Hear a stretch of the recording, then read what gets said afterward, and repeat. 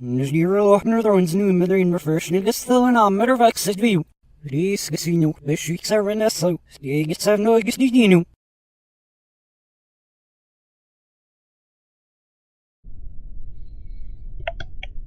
So, here we are at the mysterious secret Kerbal Space Center. You can see it's clearly very different from the official Kerbal Space Center that is known to the general Kerbal public. It's also very far away, tucked in between some large mountains. So Elisha Kerman is on her way at the behest of the mysterious Kerbal from earlier in the episode to investigate a monolith signature on the moon.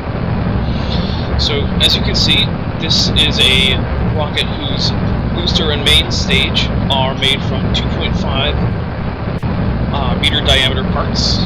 Or is it circumference or radius? I'm not actually sure what the 2.5 meters is referring to. Mostly because I don't really have a good sense of scale for the game. So, I don't know. But there's a clean separation with our asparagus staging. Also, mysteriously, Leanda's rocket seems to have access to technology that is unavailable to the general Kerbal space program that is public knowledge. Is someone withholding technological information? How did these parts get invented? No one knows yet.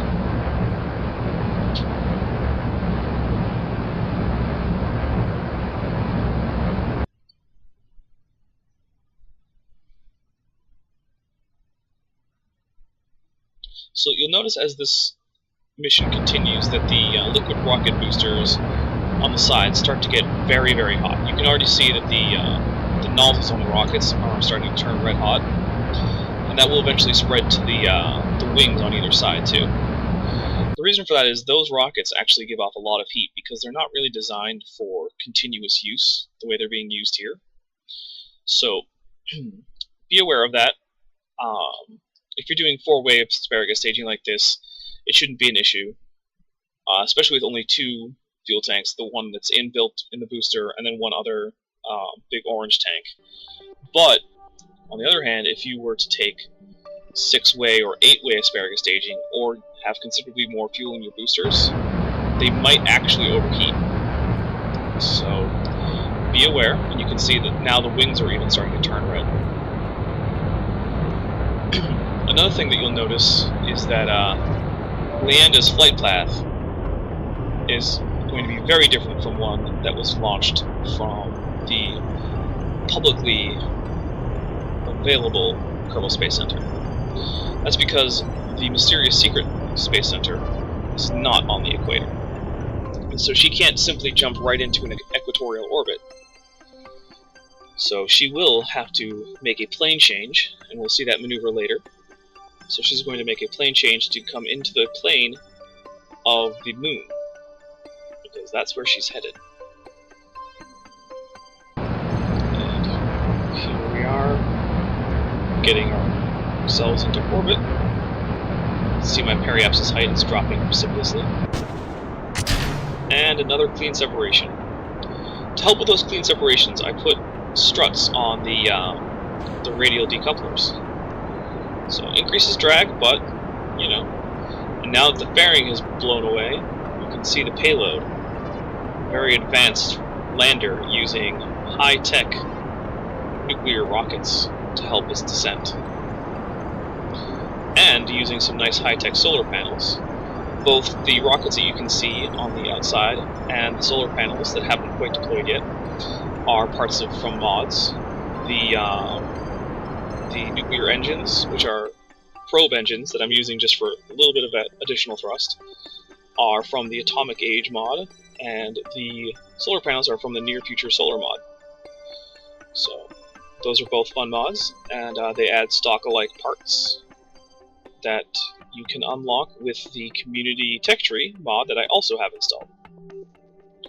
So if you're interested in either of those, check them out. They're on CCAN. And I know that at least the Near Future Solar mods are also being used in Ben Marcos's Real Solar System playthrough. And of course, as with all of these episodes, Ben Marcos's channel will be linked so that you can follow along with his playthrough.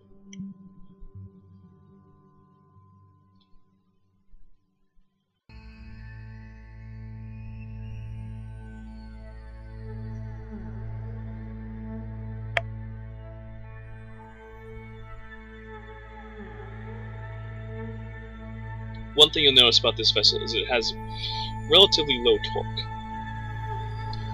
And that's because the only sources of torque that I have are the lander can and some mine reaction wheels that are tiny ones on the basically on the legs of the lander that are being used to help space it out.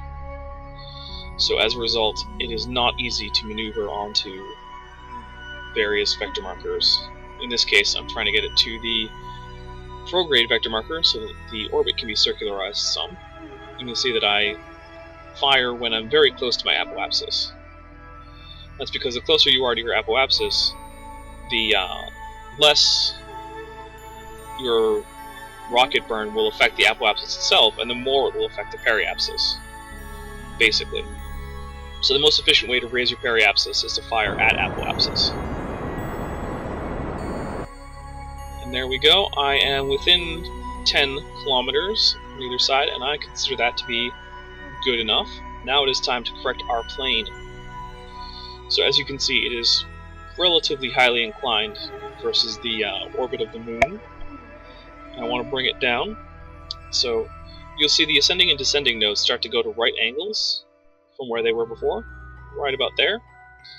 That is when you know that you have essentially gone onto the same plane as your target. You likely won't be exactly on the same plane, but you'll be close. And you'll definitely be close enough for even long-distance encounters, like interplanetary encounters. So here we go, getting onto that maneuver marker.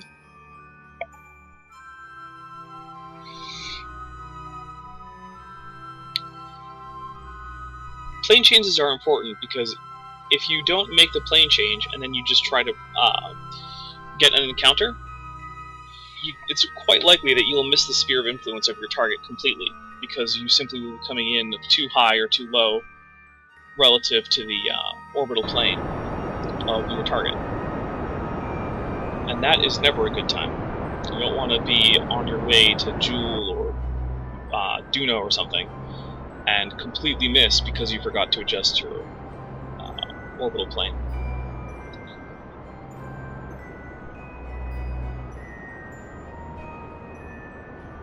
Now, it's not vital to get the planes to match up completely. I find that if I try to get them within a degree, and once they're within a degree, I'm usually happy with that.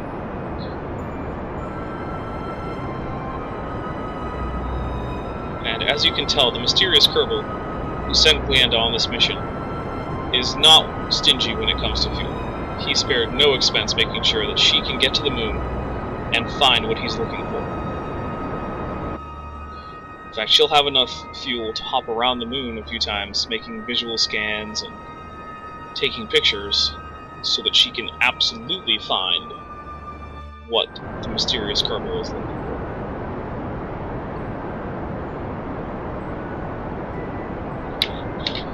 Almost done with our plane change maneuver.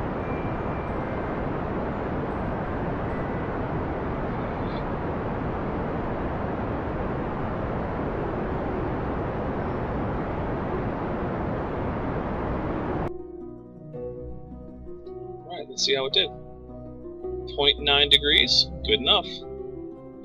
Now it's time to set up an encounter. So one thing you'll notice about this encounter is that I tweak it in order to get my periapsis for the moon, one, going so that I'm orbiting it the way I'd like to, which is, you know, from west to east, but also so that it's very close to the moon. The reason for that is that it takes less fuel to capture that way. So you'll also start out in a lower orbit once you do capture.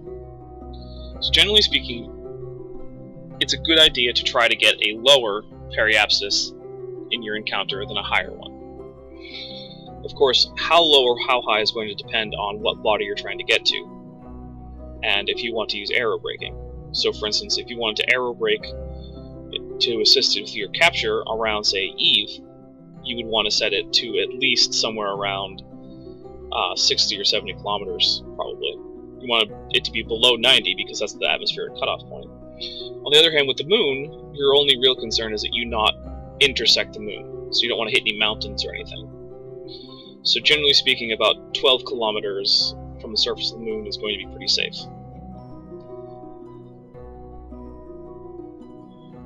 So now that Leanda is roughly aligned to her maneuver vector, we're going to warp ahead. Eventually. Here we go.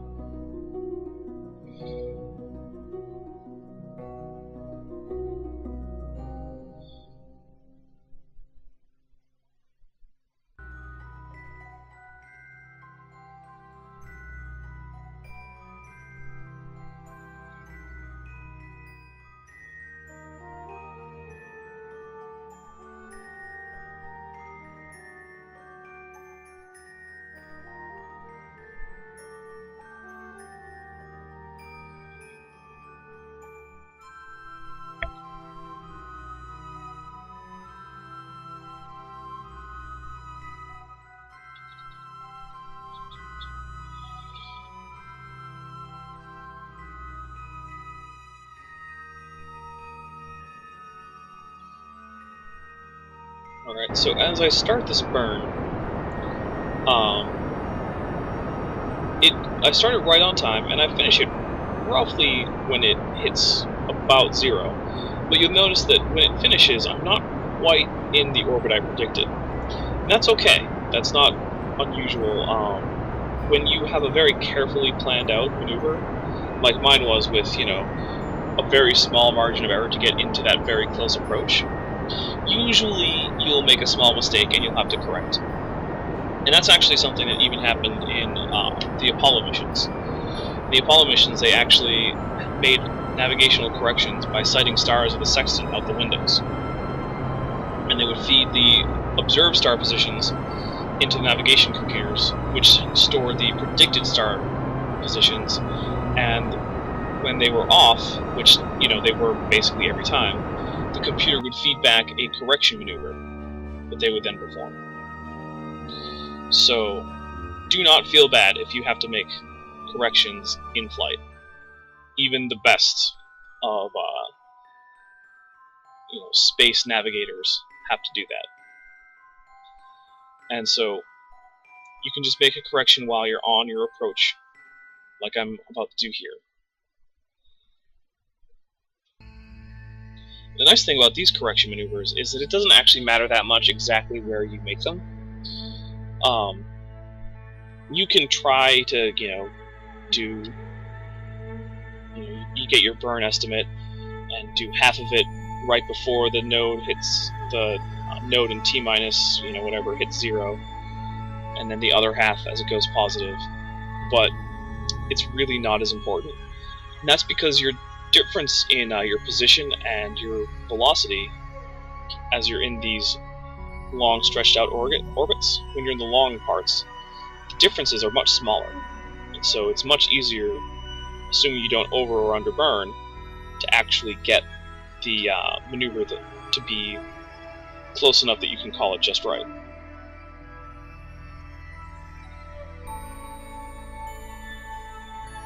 So yeah, remember that you have a lot more leeway when you're out on these approach trajectories. That being said, try to get it relatively close to your maneuver, because that is still safer, and you will have fewer corrections to make if you do it closer rather than farther away from your maneuver node.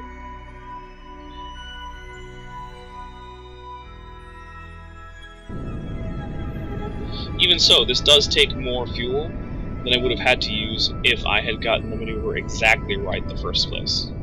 Not by a lot, almost certainly not by enough to, you know, ruin your mission or anything. But it is a slight waste of fuel in a technical sense. So here we go. Now, because Leanda wasn't given precise coordinates, only told that the signature of the monolith was coming from near the northern pole, she has to get into a polar orbit, because a polar orbit will let her scan the entire surface of the moon, and over the course of time she'll be able to land literally anywhere on its surface. Now that's true for perfectly polar orbit, which this one isn't going to be exactly polar, and really it's impossible to get a perfectly polar orbit, which does mean that a small circle around the north and south poles will be unavailable for her to simply land on by just burning retrograde and halting her motion as she reaches the ground. She would have to hop around on the ground or do some, maneuvering in suborbital trajectories to get to those places. But it is the case that if you want to be able to get anywhere on the planet, polar or moon, polar orbits are your friend. Also, if you are in the process of scanning for resources, which is something that Lienda is not doing and is far beyond the technical capacities, most likely even of the mysterious Kerbal. But yeah, if you're doing it, you need to put your the spaceship that's going to be scanning into a polar orbit.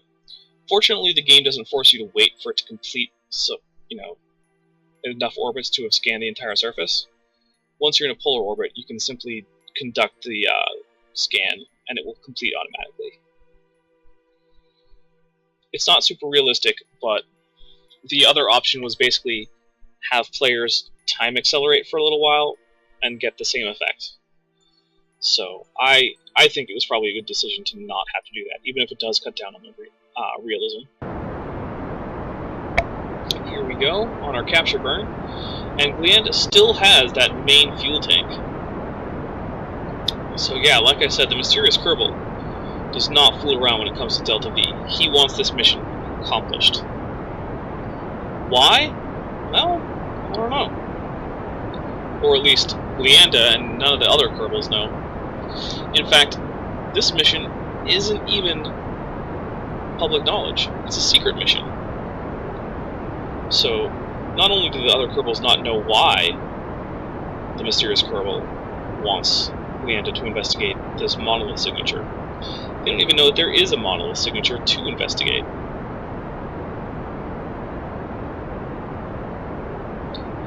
Although, it's hard to keep secrets completely. So, maybe word of this mission will leak.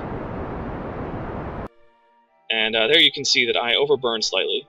And because this mission has plenty of extra fuel, not a problem. So you can see that I use the apoapsis to make my next plane change. Plane changes are easier at apoapsis.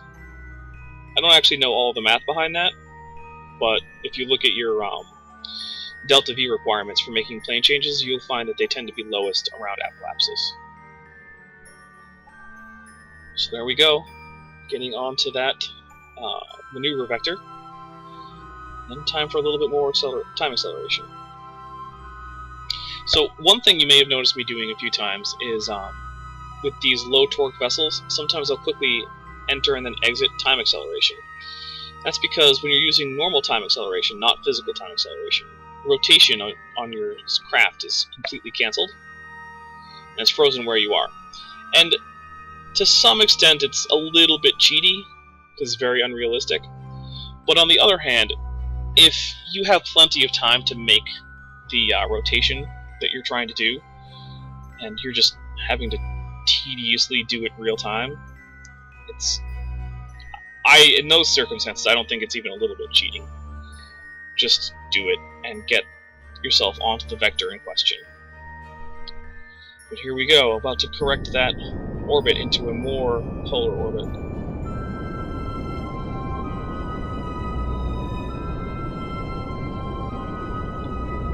There's Elisha Kerman making that final correction.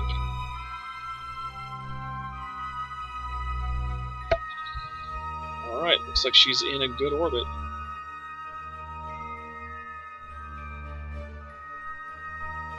Now, of course, she has to be ready to descend. And descending on that giant orange tank is probably not a good idea. She has an upper stage ready, with a Terrier liquid engine, as well as the small nuclear engines. So it is time to ditch that stage, even though it does have fuel left. There we go. And now that she's high over the moon, she sends a report back to the mysterious Kerbal, letting him know that she has successfully achieved polar orbit.